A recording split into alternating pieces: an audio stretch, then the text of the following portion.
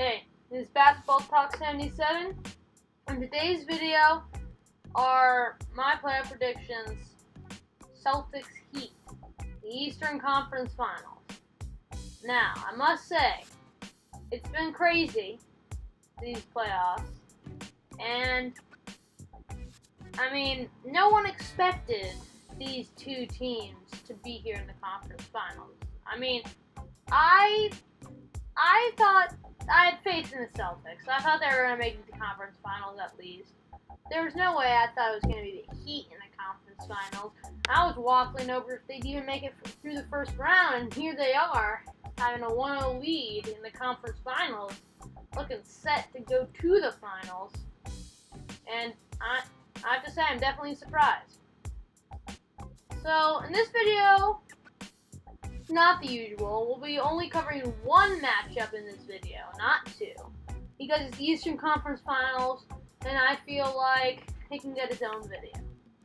So, of course, you probably already know the matchup. It's Celtics Heat that we're covering in this video.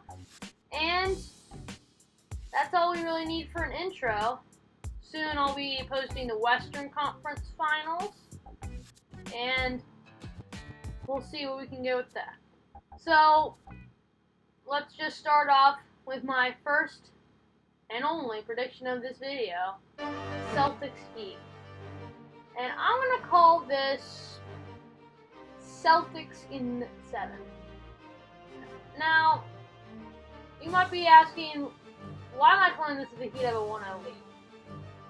Well, the thing is, the Celtics have the things that you need to beat the Heat that the other two competitors didn't have. The Heat's two biggest strengths are their great defense, or they have multiple strengths. They have a lot of strengths. If their young players are shooting well, like their veterans, which is the bubble effect, they are, then that means that not only do they have an amazing slash and kick offense, they also have a great defense anchored by their best players, and that doesn't even include that they have a clutch scorer in Jimmy Butler. So, what was wrong with the first team that the Heat faced up against? That was the Pacers. Their problem? They just didn't have a clutch scorer. T.J. Warren, and I believe T.J. Warren has the potential to become a star and an elite scorer in the league. Kind of like, other scorers like Joe Johnson. But he has never been that guy. He spent almost all of his years on Phoenix. And for most of those years that he was good and putting up 15, 20 points per game, there was Devin Booker playing well as well. So he never really was that guy. And I do plan to make a video about T.J. Warren and his potential and his story soon, but essentially he's never had the offense geared toward him. And so he just was not prepared for being defended by Jimmy Butler. And not just that, but they also lost one of their most important players in Domantas Sabonis. Right? But he had our second leading scorer, and he didn't play for the entire series. And so that definitely hurt them too. So the Pacers' defense was fine. It was their offense and their clutch scoring that they just couldn't get. And they couldn't find a reliable source from it. And you can't really rely on Malcolm Brogdon and half shut down T.J. Warren to give you your offense. And you can't rely on Miles Turner either. However, the Heat had all their good shooting, plus Jimmy Butler for their clutch scoring. And that brings us to the Bucks, which I would call the second largest upset of this playoff so far. I'm sure you know the first one. The Bucks lost to the Heat. And why did this happen? Well, this time it wasn't about the Bucks' offense, it was about their defense. So, their defense is really geared toward protecting the paint and not so much the outside. And this was fine against some teams. However, the Heat, their slashing kick game is elite. The Bucks were so easy to get beaten by the slashing kick game. Essentially, the slash and kick game is where one team the players drive into the paint. They try to collapse the defense, and when the defense does get collapsed to stop the attack, the slasher just passes out to an open shooter. And either that open shooter makes it, misses it, or pump fakes to slash again. And so it keeps going until eventually they make it or miss it. And a lot of times they make it if you have good three-point shooting teams. And good outside defenses can kind of hurt that. But however, the Bucks weren't that. They were pretty bad at defending the three, and the Heat were really good at the three. So every time to protect their precious paint, they would just collapse and collapse and collapse again and again.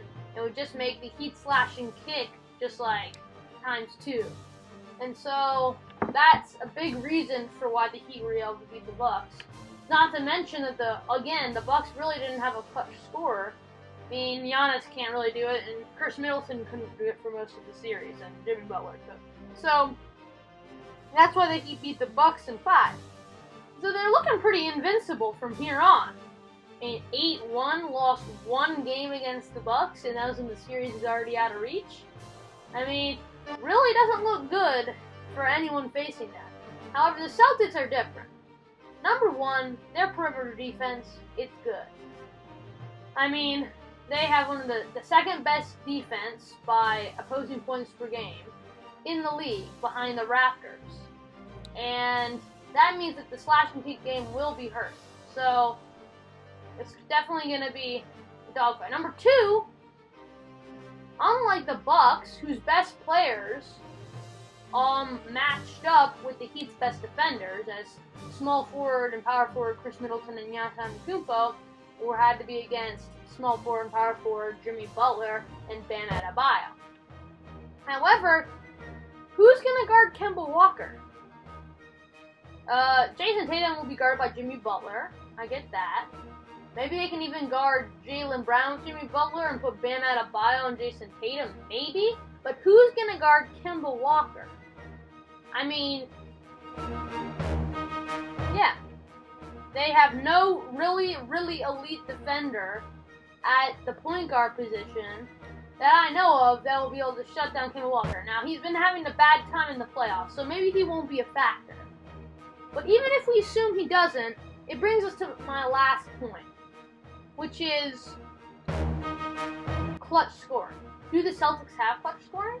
I'm going to say yes, and it's in Jason Tatum.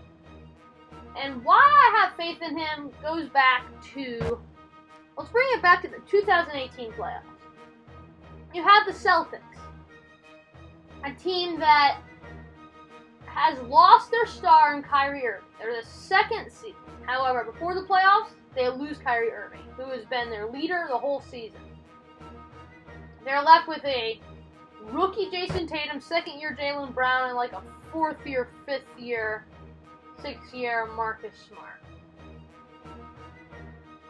And they go to the conference finals. But not just that, they go to the conference finals against LeBron James' Cavs. And not only that, but they are 7 games, they push it to 7 games. And not only that, it wasn't a blowout. They lost by, I think, 7 points in that game. Or like 8 points.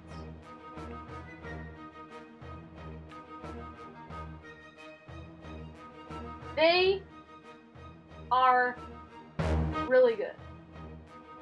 Then Jason Tatum, Jaylen Brown, and Marcus Smart. That's the core that led that team to 8 points, 9 points shy of the finals. While Jason Tatum was in his rookie year and Jaylen Brown was a sophomore player. Even if Kemba Walker isn't a factor, it's that same team, except now everybody's better.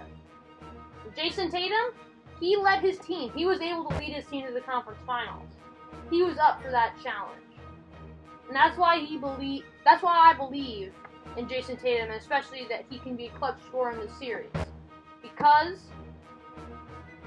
he has already done it.